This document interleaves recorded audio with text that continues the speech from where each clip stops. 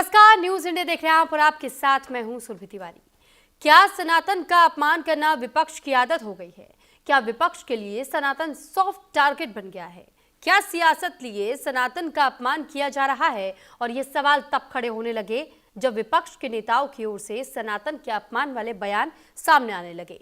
शुरुआत पश्चिम बंगाल से हुई, जहां टीएमसी विधायक मदन मित्रा भगवान राम का धर्म पूछने लगे, भगवान राम को मुस्लिम बताने लगे।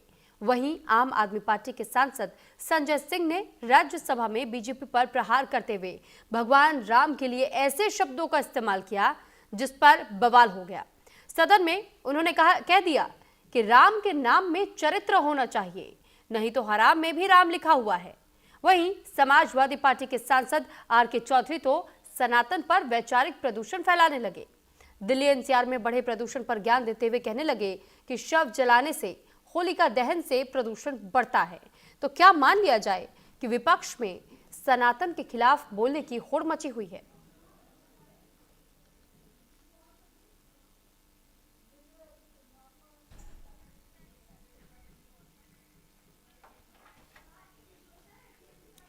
तो पश्चिम बंगाल में चुनाव से पहले राम के नाम पर संग्राम तब छिड़ा जब टीएमसी विधायक और ममता बनर्जी के करीबी मदन मित्रा का एक वीडियो सामने आया, जिसमें वो भगवान राम को मुसलमान बता रहे थे। वीडियो सामने आते ही सियासी बवंडर उठ गया और बीजेपी ने टीएमसी पर हमला तेज कर दिया। लेकिन विवाद बढ़ा तो टीएमसी ने मदन मित्रा के बयान से किनारा कर लिया। लेकिन सवाल ये कि मदन मित्रा ने किसके इशारों पर भगवान राम का अपमान किया है?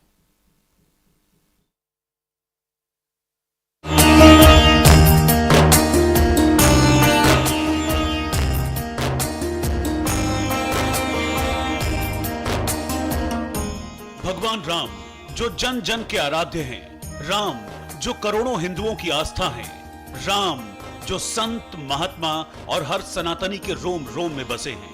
लेकिन उन्हीं प्रभु श्री राम को कभी काल्पनिक बताया गया, कभी उनके अस्तित्व पर सवाल उठाया गया और अब सियासत में भगवान राम की जाति और धर्म ढूंढने वाले भी आ गए हैं।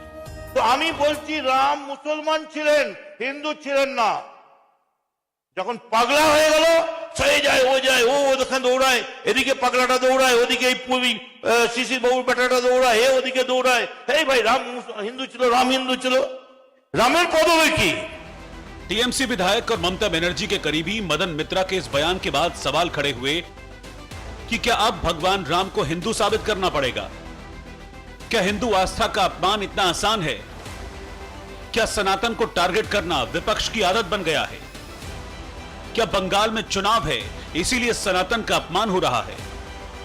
इन सवालों के बीच संत समाज ने टीएमसी विधायक के खिलाफ मोर्चा खोल दिया, मदन मित्रा को दिवालिया करार दिया।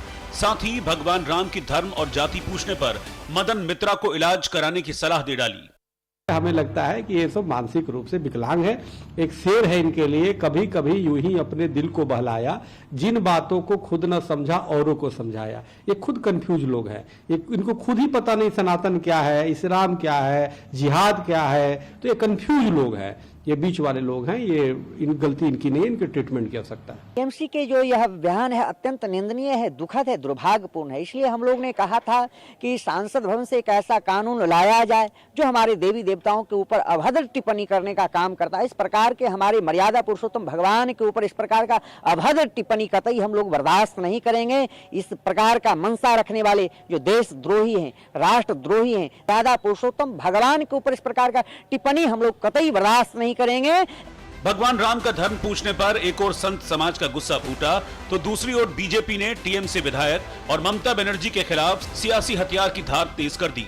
बीजेपी ने आरोप लगाया कि ममता के इशारे पर मदन मित्रा ने भगवान राम का अपमान किया है।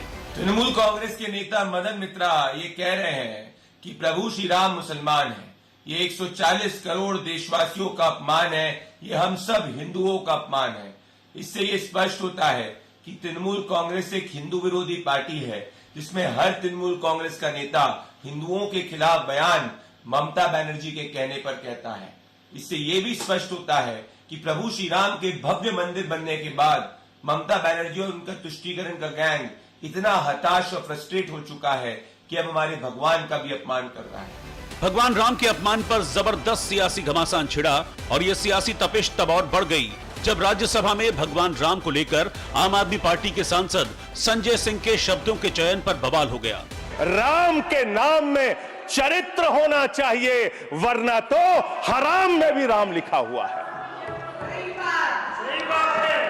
वरना तो हराम में भी राम लिखा हुआ है। इसलिए राम का नाम लगा लेने मात्र से आपके गुनाह नहीं छिप जाएंगे। अब सवाल है कि क्या प्रभु श्री राम को परिभाषित करने का तर्क यही होना चाहिए? क्या भगवान राम की बात करने में ऐसे शब्दों का चयन होना चाहिए? इन सवालों के बीच बीजेपी ने संजय सिंह और मदन मित्रा पर भगवान राम को लेकर लक्ष्मण रेखा लांघने का गंभीर आरोप लगाया। देखिए, वो राजनीतिक कारणों से इसका विरोध कर रहे हैं। राम हमारी संस्कृति में है, राम हमारे रोम रोम में है। तुम क्या जानो राम को? ये राम, भगवान राम, मर्यादा पुरुषोत्तम राम के बारे में बयान देने वाले लोग, मुझको लगता है कि इन सब ने मिलकर सनातन के खिलाफ खुली जंग छेड़ दी है। ये जंग में पराजय निश्चित है, पराभव निश्चित है, और आम आदमी पार्टी को हराम दिखाई पड़ रहा है। क्या है हराम? हराम वो नापाक स्थान है, वो नापाक शब्द है। भगवान राम के अपमान पर संग्राम छिड़ा है, घमासान बढ़ चला है, लेकिन सवाल है कि क्या सियासत के लिए भगवान राम का भी अपमान करेंगे? क्या सियासत के लिए हर मर्यादा को लांघ देंगे? और सवाल यह भी है कि भगवान राम का धर्म ढूंढने वाले क्या माफी मांगेंगे? Bureau report, news India. सनातन परंपरा पर सवाल खड़े करने वाले एक और नेता हैं, नाम है आर.के. चौधरी, जो समाजवादी पार्टी के सांसद हैं। आर.के. चौधरी दावा कर रहे हैं कि शव जलाने से, होलिका दहन से दिल्ली एनसीआर में प्रदूषण फैल रहा है, जिस पर बीजेपी भड़क उठी समाजवादी पार्टी की मानसिकता पर सवाल खड़े कर रही है।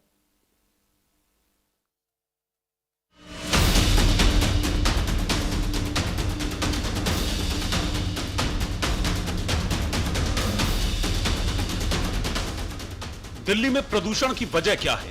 देश की राजधानी में प्रदूषण बेकाबू क्यों है? दिल्ली की हवा जहरीली क्यों हो गई है? दम घोटू हवा में सांस लेने के लिए दिल्ली मजबूर क्यों है? ये सवाल संसद से लेकर सड़क तक पूछे जा रहे थे, लेकिन इसी सवाल के बीच यूपी के मोहनलालगंज से समाजवादी पार्टी के सांसद और अखिलेश यादव के सिपाही आर.के. चौधरी ने प्रदूषण को लेकर नया ज्ञान दिया। आर.के. चौधरी ने दिल्ली एनसीआर में जहरीली हवा के लिए शवों को जलाने और होलिका दहन को जिम्मेदार ठहरा दिया। पूरे देश में लाशें जलाई जाती हैं, और लाशें जलती हैं तो कार्बन डाइऑक्साइड निकलता है, कार्बन मोनोऑक्साइड निकलता है, और कार्बन जलता है, नहीं ऑक्सीजन जलता है, खपत होती है। ये तो उल्टा हुआ। ऐसे लाशें जलती हैं, और हमारा एक त्योहार है होली दहन का।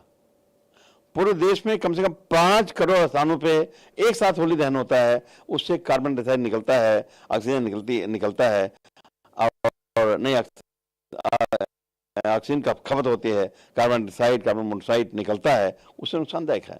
प्रदूषण पर आर.के. चौधरी के कुतर्क से सवाल खड़े हुए कि समाजवादी पार्टी के सांसद को सनातनी परंपरा से चिढ़ क्यों है? क्या हिंदुओं के दाह संस्कार से प्रदूषण फैलता है? क्या समाजवादी पार्टी के नेता हिंदू विरोधी वैचारिक प्रदूषण फैला रहे हैं? ये सवाल इसलिए है क्योंकि जब अखिलेश के सिपाही जहरीली हवा के लिए शवों को जलाने और होलिका दहन को जिम्मेदार ठहरा रहे हैं, तब उन्हें दिल्ली एनसीआर में प्रदूषण की वजह भी समझनी होगी। दिल्ली में दम क्यों घुट रहा है, अब इसे भी वो समझ लें।